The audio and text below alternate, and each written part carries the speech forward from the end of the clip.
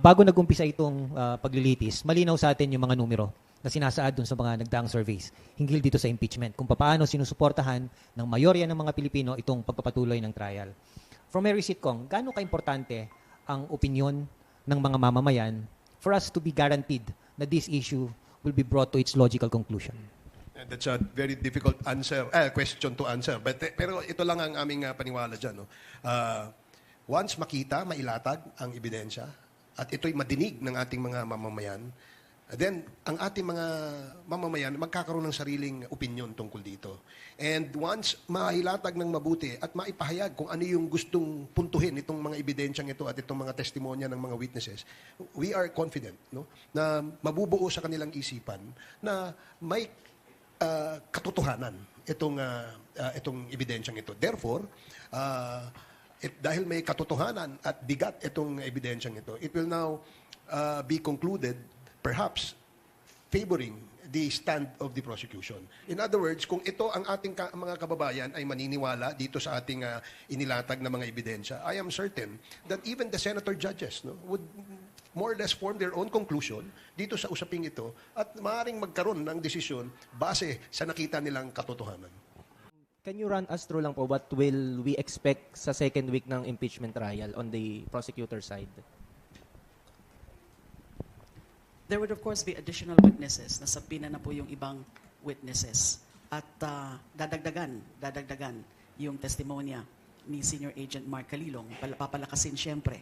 Kasi pundasyon lang yon. So brick by brick, we're going to make it stronger. The evidence against VP Sara, against the respondent, is for Article 4.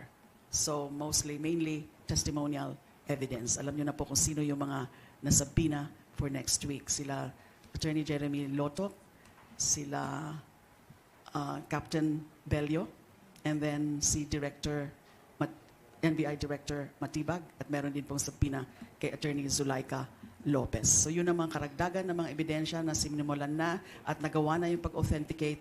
Ang susunod naman is anong ibig sabihin ng mga video na yon.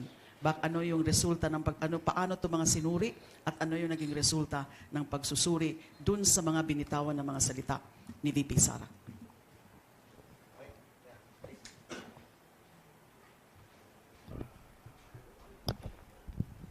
Hi Sir Icongs, good morning po. Isaiah from Billionario in Abante. Kung can we say ba yung second week will be more exciting? Mas papunta ba tayo sa exciting part? Kasi nga tatlong witnesses na yung haharap.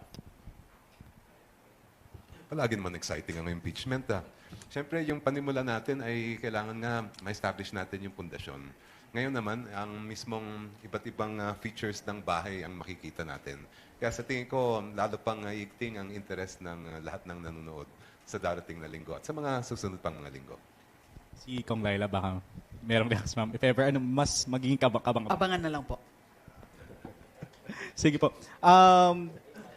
Kahapon po nag-press con din ng ilang miyembro ng prosekusyon. Ang sinabi po nila kahapon na maliban daw na pinaprosecute po natin si VP Sara dahil nga sa grave threats. Kabilang rin daw sa dapat masira ay yung tinatawag na kultura na nakaugalian na raw ng mga Pilipino, yung salitang patayan, yung pagsisinungaling. Do you also share the same sentiments po na medyo ganun na po yung kultura ngayon dito sa Pilipinas?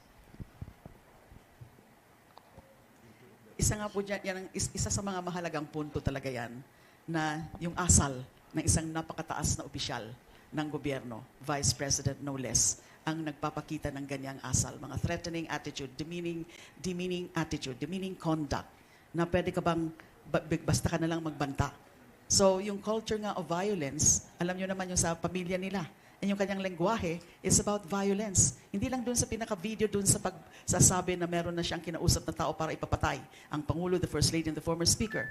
There are related videos na pinakita rin po last week at in-authenticate ni Senior Agent John Mark Calilong. Yung sabi niya in-imagine niya yung sarili niya na pupugutan niya ng ulo, cutting off the head of the President, and yung paghuhukay sa bangkay ng ama, ng Pangulo, at itatapon sa West Philippine Sea. What are those? Those events, a character of violence, and which could affect society. Nagagayahin ng marami na okay lang pala ang magbanta, okay lang pala ang pumatay.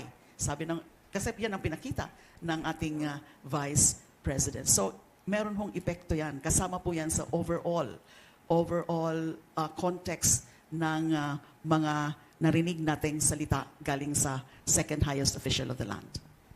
Pero can we say po ba, since si FPRD, ganun din yung mga pananalita, kagaya po sa kanyang anak, can we say na yung culture ng Pilipinas in terms of pagpapatay, pagsisinungaling, ay mas lumala po during that administration? Alam nyo, saludong-saludo ako kay Kong Laila dahil siya mismo ay naging biktima ng kultura na yan. And yet, kitang-kita nyo naman na wala siyang tinanim na galit at ang gusto lang niya ay yung tamang pamamahala. Sa tingin ko, malaking-malaki yung naging epekto, lalong-lalo na ng war on drugs sa ating kultura. Dahil naging normal yung makita natin yung dugo sa kalsada, naging normal na daan-daan na umaabot sa libo-libo ang pinapatay. At tingin ko, kailangan din pag-aralan ng ating mga sociologist at ng mga iba't ibang mga disiplina. Kung ito ba ay ngayon nagkaroon na ng koneksyon dun sa nangyayari mga violence sa ating mga paaralan. Kasi nga, kung ganun nga yan, then lalong-lalo na nangailangan na itugunan natin agad itong problema bago pa siya lumala pa. Yung pag-authenticate, ma'am, ng sex video ninyo, NBI rin ang nag-authenticate. Maari din bang gamitin nila yung defense, no? Bilang para sabihin na, tingnan mo, napalpak ang pag-authenticate ng video ni Senator De Lima? Kasi we're talking of authentication eh. Because in both cases, the NBI underwent process of authentication. So I want to ask, during Duterte's time, I remember that there were people who were arrested for videos they posted online, no? Videos threatening the president. And because of that, they were arrested, and I think some were charged. And I don't know if somebody was ordered or jailed or convicted. But then, it's also the NBI that issued the process of authentication for the video that helped put you in jail. Wala po akong knowledge about yung mga sinasabi niyo pong authentication ng NBI, including yung tungkol po sa yung kabastusan na sinasabi nila. Ang alam ko po, that's a fake video. So, and then yung yung tungkol naman po sa war on drugs. And I'm also not familiar with any of those na merong authentication. So, Ma'am, not the war on drugs. Okay. There were people who posted videos online threatening President Duterte during his time.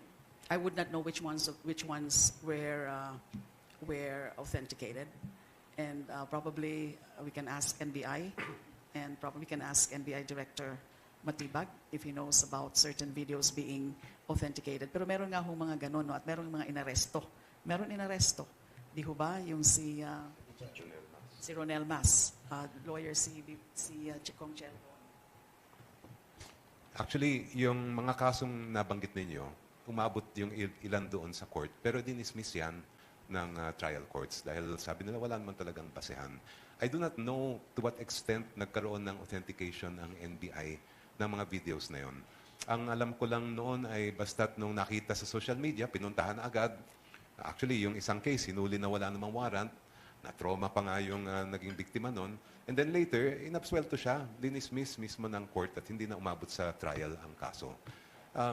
Yung issue ng authentication na tulad ng nabanggit at na-describe ni Agent Calilong last week, ay sa pagkaalam ko, walang ganun nangyari noong panahon ng dating Pangulo.